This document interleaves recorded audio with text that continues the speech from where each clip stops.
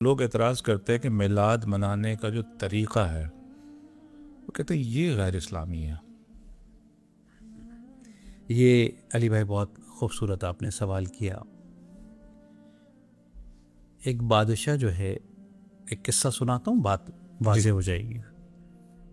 एक बादशाह जो है वो रास्ता भूल गया और पहुँचते पहुँचते एक लकड़हारे के पास पहुँच गया।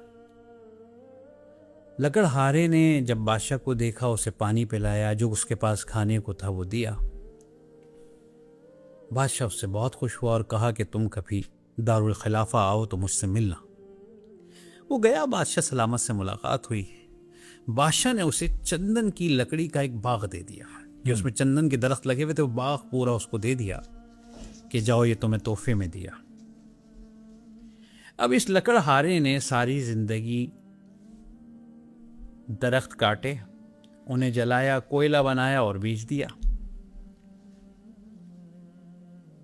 तो जब ये बाग मिला तो इसने चंदन की लकड़ी को भी आम दरख्त की तरह समझा और उसे भी काटा और काट काट के बेचता रहा जलाकर, यहां तक कि चंद एक दरख्त ही रह गए वहां पर। एक दिन बादशाह को ख्याल आया कि यार मैं जाके देखूं, उस लकड़हारे को मैंने एक बाग दिया था, तो क्या हाल है अब उसका। अब तो बहुत अमीर हो गया होगा वो जब पहुंचा तो उसने उस चंदन के बाग को जला हुआ देखा। उसने उससे पूछा लकड़हारे से, क्या किया है तुमने इस बाग का। लकड़हारे ने कहा, बादशाह सलामत, मैं तो अब बस कुछ दिनों बाद आपके पास हाजिर होने वाला था, ये बाग तो पूरा हो गया ख़त्म, अब मुझे कोई और बाग दीजिए। बादशाह ने कहा कि इस बेवकूफ़ लकड़हारे को ये नहीं मालूम कि चंदन की लकड़ी कीमती कितनी होती है। तो उस वक्त एक छोटा सा टुकड़ा जो था वो लकड़हारे के हाथ में था। बादशाह ने कहा, ऐसा करो, तुम इस लकड़ी के टुकड़े को ज़रा बाजार में बेच कर आओ। अच्छा, वो गया। अब जब लोगों ने चंदन के उस टुकड़े को देखा, छोटे से लकड़ी के टुकड़े को, तो वो उसकी बड़ी ज़बरदस्त किस्म की कीमत उन्होंने अदा की।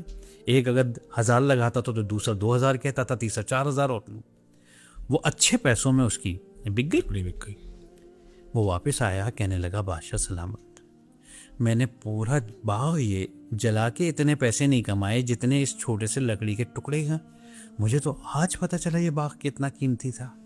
वाह वाह वाह। बिल्कुल इस बात को समझी कि रबीउल अव्वल का महीना या 12 रबीउल अव्वल का जश्न विलादत ऐसा ही है जैसे अल्लाह रब्बुल इज़्ज़त ने हमें चंदन का बाग अता कर दिया। सुभान अल्लाह सुभान अल्लाह, कैसी अच्छी मिसाल दी। अब हमने क्या किया, वाह। हमने मखलूत इज्तिमा करके इस बाग को जलाना शुरू कर दिया। हमने चोरी की लाइटिंग से इस बाग को जलाना शुरू कर दिया।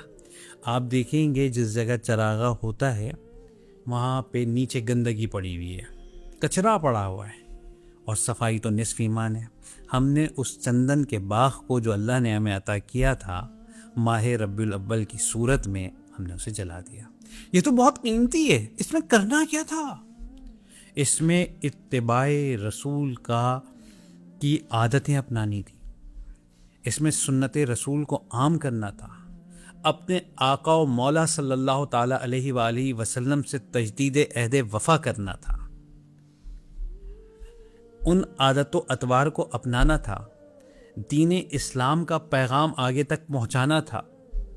जो मैं बार बार कहता हूं कि हमारा किरदार एक ऐसा धुआं बन जाता है, एक ऐसी दीवार बन जाता है गैर मुस्लिमों के दरमियान कि वो चाहकर भी इस्लाम कबूल नहीं कर पाते। तो अर्ज़ ये है आज इस प्लेटफॉर्म से भी, खुदारा 12 रबीउल अव्वल को चंदन का बाग समझिए और उसकी कीमती लकड़ी से, उसके कीमती वक्त से 12 रबीउल अव्वल की फ़ायदा उठाइए।